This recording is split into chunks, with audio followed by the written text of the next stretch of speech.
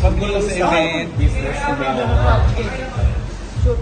Like, Hindi na ako titigil sa... Kahit saan ko. Kahit saan, Diego. congrats! So technically, you're celebrating 6 years? 6th year, yes. How was the journey so far for that 6 years? Well, actually, yung journey, parang nahapon lang. Parang way back 2019 when we started our first branch. And actually, I don't siguro na manifest ko. Sabi ko nung first branch, babaguhin ko yung barbecue. This is already happening right now because this event, it actually aims to unite the whole industry, bridging the gap in all the barbers, not just the barbers, but also the brand. No more egos, no more competition. We are all in this together, in uniting and uplifting the industry. Sobrang roller coaster lang yung journey. Pero syempre parang kakastart nyo lang nung 2019, tapos nag-pandemic pa. Diba? Paano kayo nag-bounce back from kakastart pa lang, tapos biglang bumaba now, at least na-maintain? Nung 2019 kasi, sobrang lakas na agad namin. December 2019, sobrang lakas. May mga gusto na agad mag-franchise, pero hindi ko muna pag-inhab. Sabi ko kasi, nasa honeymoon stage pa yung business. Huwag muna. True enough, nag-pandemic, February, back. And ang ginawa namin ng wife ko, hindi natin pwedeng i-shut na isi-shut down natin. So what we did is, sinagot lang namin yung kabuhayan ng mga barbers namin. Kasi sabi ko, once na mag-open dito, nakaka-bounce back kayo. Kasi we truly believe na quality in-offer namin na services. Kasi talaga pinangkulan ng market. Kaya, well, hindi kami natakot na pagbalik namin, for sure nakaka-bounce back. And we're talking about ilang branches na tayo. Right now po, kasama lahat ng currently na ginagawa, 93 branches. Oh, wow! And nationwide po. Nationwide, well, besides, wala pa tayo. Okay. Mindanao meron na. Dalawa. Pero yung unang branch po, located at... First branch is in Marinao, Bulacan. That's the mother branch. And of that branches, ilan yung franchise doon? Ilan yung sa'yo? Company on is 12. Okay. Branches. And then the rest is Labas. Pero ang bilis yun na nakapagpa-franchise kayo agad ng ganun. Almost 2 years na kami in franchising. Siguro, the reason, one of the main factors kung bakit mabilis yung growth namin rapid is because we are doing what most businesses or franchisors are willing to do. It's to provide everything. Because we are providing everything from the construction, innovation assistance, even employment. Kami ang magbibigay na employment.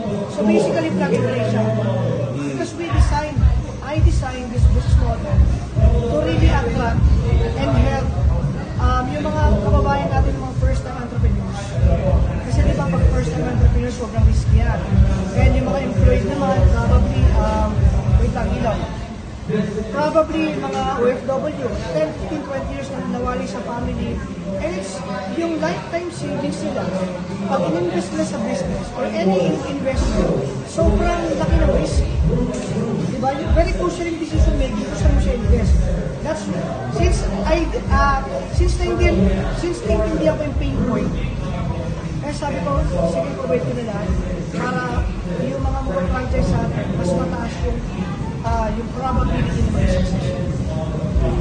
Sir, can you walk us through lang po, kumbaga, paano ba kayo nag-start or bakit ito yung pinilit po ninyong business, yung barbershop? Anong background po niyo? Actually, before ako na barbershop, ang negosyo ko talaga e-commerce. So, ang forte ko is Facebook ads, marketing, sales, and talaga dyan ako magaling. Pwede ko sabihin magaling ako. And 2019, so talaga na, hirap ako makahanap na ever since nang magaling na bagay na kaya i-delay consistent yung gupit ko. And then one time, nakapag-gupit ako sa isang brand ng barbershop. Na-overheard ko yun. Sabi ko, problem solver tong negosyo to. At the same time, maganda yung profit. Kaya ko maggawa ng ganyan. So that's what I did in 2019. Inaral ko na R&D, tapos kung paano siya kumikita, saka ako siya nila. So basically, pinag-aralan ko muna bago ko siya itinayo. Hindi basta-basta nag-bandwagon na ako na, uy, ang ganda ng negosyo nito, tayo ako. Hindi ka lang umuwi. Ano kayo nakikipag-compete ngayon sa market knowing na ang dami ring mga barbershop, salons na sometimes talaga pinababa nila yung price just to reach yung a wider market? Well, unang-una kasi, lowering the price is not one of our strategy. Because I truly believe that if your only strategy to compete in the market is to lower your price, you don't have a brand. Gusto namin kami magdikta ng presyo sa merkado. Sundan nyo kami, panigtaas kami, magtaas kami. Because hindi kasi healthy, panigtan, price war tayo. Yung malitang punan, kung na magsasarayan, automatic yan. Now, talking about how do we compete? Well, it might sound too confident, pero we don't actually consider anyone as our competitor. Because we truly believe, una-una, yung mindset ko, hindi ko naman kayang bukitong doon Pilipinas. May kanya-kanya tayong market. May kanya-kanya tayong style of marketing. Siguro one of my power and one of our strength is really yung marketing namin. I know the market behavior.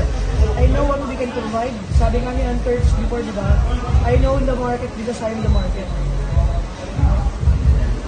Pero di ba ngayon nauuso yung pinipicture na mismo ng nagugupit yung... Yes. Ganun din ba sa Ganun din inyo? po kami. And we also, actually, most of our funds are allotted on the marketing side. Pero mga at least 60% na sa marketing. Kasi yan naman na magiging kahit gano'n kasi kaganda ang produkto at servisyo mo, kung wala naman nakakaalam yan. Yes. Pero may bad side din yan. You really have to ensure na maganda rin ang produkto o servisyo mo kasi yung marketing mo rin ang papatay sa iyo. So how do you ensure na maganda talaga at mas Ano ba yung tatakpak din Yes. talaga is na gupit? How do you define? Well, from first branch until now, yung strategy namin na before kami magpasalang ng barbero, magpa-deploy bago siya gumupit ng client, dapat well-trained na siya. Umasa na siya sa public standard yung gupit niya. So right now, we have our sets of educators na pinapadala pa namin abroad to train. So we are internationally exposed. In fact, marami na kami kaibigan ng barbershop owners sa ibang bansa, mga barbero. So nagka-attend kami ng mga convention. I really invest in my people. Yung skills nila, yung knowledge nila. So that's how I maintain the consistency of our product. Ako mismo nakatulong. And how about this event? How do you come up with this idea? Yung event na ganito, what's in store for yung mga contestants and ano yung magiging gain ng public? Well, unang-una siguro, like sinabi ko kanina sa kanila, sa mga judges namin, si Publix has nothing to gain with this. Then unang-una libre to. Walang registration, pero premium sa amin galing. Wala kami sponsors. Sponsors namin yung mga giveaways lang, pero monetary na pa-premium sa amin galing. Okay, what's the inspiration with this? Way back 2023 when I attended Barber Expo Malaysia, I fell in love with the industry, with the barber industry. Nakita ko yung uniqueness. Iba't ibang bansa, nasa isang convention, isang industriya, nagkakaisa, nagtutulungan, ang saya sa ginagawa nila. They don't care. They don't really compete with each other. They don't care kung sino man. Sabi ko, sana madala ko dito yung ganyang klaseng kultura. Yung ganyang klaseng event, ganyang kalaking event. Nag-isimula pa namin maliit pa ito. Because next year, we're planning to 10x the event. Sana madala ko dito yan. Not only that, mapag-unite ko yung buong industriya ng barbering. Kasi when that happens, marami ngayong mga new generation of barbers or possible mga hindi barber, makikita nila na maganda palang profession si barbering. Pwede mo na siyang gawing profession. Now, fast forward, possible na yung anak mo ngayon pag tinanong, anong trabaho ng tatay mo? Barbero. Publix barber. Hindi na barbero. So that is our really sincere intention. Is really to just update the industry. Ito, ano lang namin po talaga ito, give back lang na pamigilan po talaga. Wala po kami pinitan. Pero yung mga contestants nyo, yung mga perkatos at gagaling, mga barbero. So, seems like mga professional na sila. Tamang siguro connected na sa mga ibang barbershop. So meron bang intention to like somehow attract them to join Publix? Well, to attract them to join Publix, wala po. The main intention is to really, sabi ko nga, this event, this is not about Publix. This is about showcasing yung galing ng buong barbering industry. Mapakita natin sa buong mundo na kahit kayo mismo nag-work kayo, ang gagaling ng mga barbero natin, di ba? Kasi ibang level na tayo, hindi lang alam ng buong Pilipinas, ibang level ng barbering natin. Hindi ito basta bukitan na sa kanto na, di ba, mga bao, something like that. It's already an art. Tinuturing na nilang art. Saka parang credible na parang even si Wamos nandyan, di ba? Yes.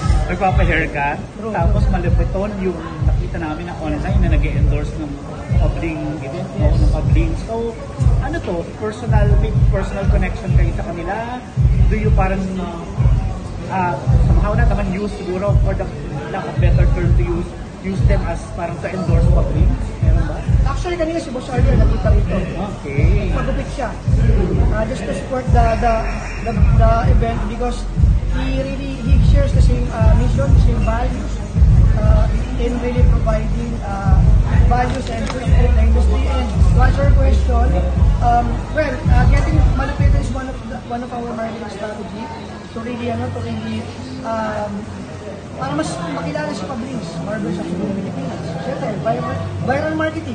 Yan. Kailangan natin yan eh.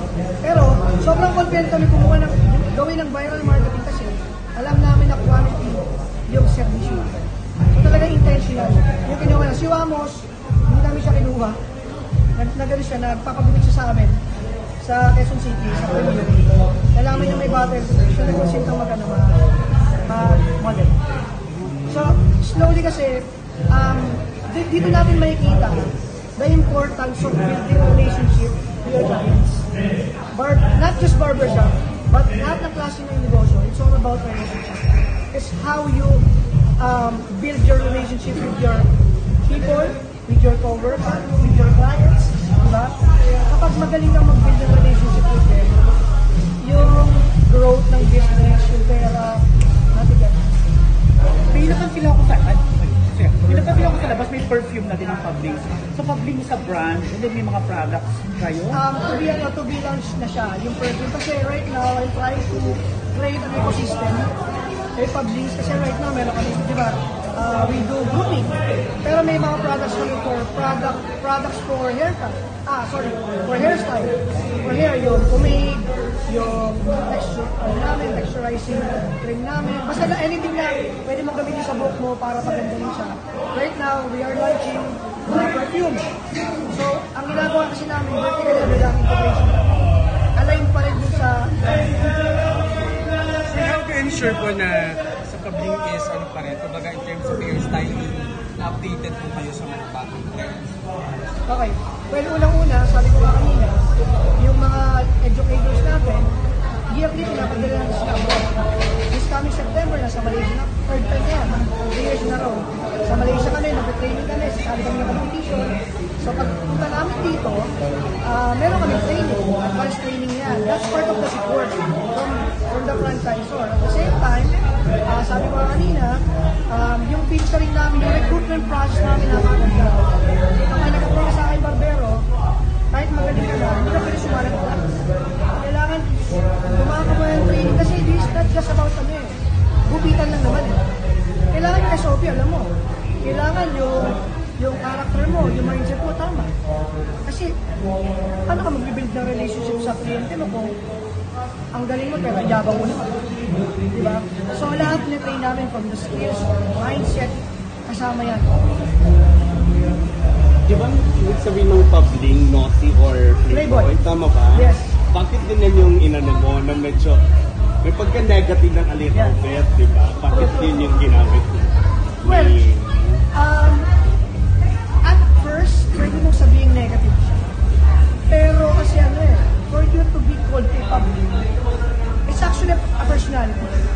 Di ba? It's a personality wherein hindi ka naman pwedeng matawag na Publing kung hindi ka guwapo, hindi ka maalaga sa sarili mo, hindi ka magaling makipag-usap sa babae. In short, magaling ka rin mag-build ng relationship. Magaling kang kumuha ng loob. So, hindi lang siya about pagiging babaero, pero it's more on, kaya siya naging babaero kasi lumakas siya sa babae dahil sa self-care niya. Inalagaan niya yung sarili niya.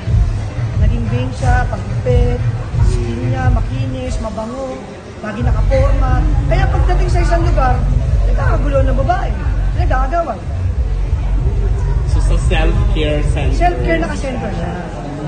Actually, ang first ever endorser namin is si Sinon Loresca. 2019. Yung may heels. Yes. Because nakita ko sa kanya yung self-care. Nakita mo, buff na buff yung katawan, ang kinis ng katawan. Kumbaga, self-care is not just about men. Straight men, hindi lang straight. Pati sa babae, pati sa buong LGBTQ, dapat lahat tayo inaalagaan natin sarili natin. Because when you take care of yourself, kumbaga, tayo kasi negosyo, I treat myself as a business, ikaw ang negosyo.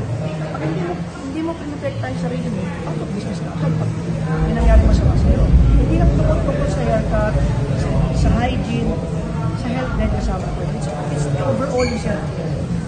So ano yung sinasabi ni Sir na ngayon, meron ng mga ganitong competition na for barbershop? Kasi for barber, kasi usually, alam natin kapag mga may competition, mga salon, Yes. hairdresser. True. So ngayon nag-evolve na, sabi niyo naman yung mga barbers, pwedeng compete na to that kind of competition. Well, I'm really happy, I'm really inspired. And ang pwede ko masabi is, mananatili ako nandito nakasuporta sa mga ganitong klaseng event because these kinds of events will actually inspire next generation of barbers na ay, nag-champion siya, nakilala siya, gagalingan ko rin, mag-aaral din ako para someday makilala din ako. And with that, the only way kasi for a barber or anyone naman for you to increase your income or yung market value mo is for you to increase your skills. Automatic yan. Pag nag-increase yung skills mo, yung market value mo, yung income mo, tataas siya. So with that motivation, gusto lang nila makasali nung una, pero nakakapag-build na pala sila ng habit, ng continuous growth, automatic yung income niya tataas.